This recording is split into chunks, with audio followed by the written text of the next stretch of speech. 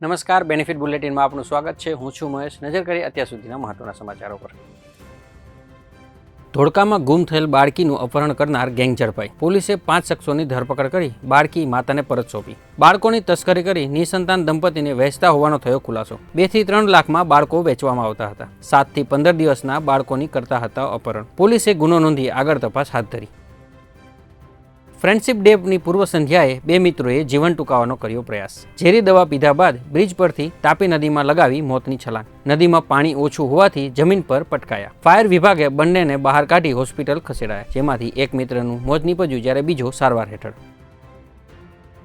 સગી ભાણીનું અપહરણ કરનાર ફોઈની કરાઈ ધરપકડ। ફોઈ અને ભત્રીજી રેસકોર્સ ફરવા ગયા હતા ત્યારે કેટલાક અજાણ્યા શખ્સો દ્વારા છરીની અણીએ ભત્રીજીનું કરાયું હતું અપહરણ। તપાસ દરમિયાન સામે આવ્યું કે વારસાઈ મિલકતમાં ભાઈ સાથે હિસ્સો લેવા માટે બહેને રચ્યું હતું અપહરણનું તરખટ।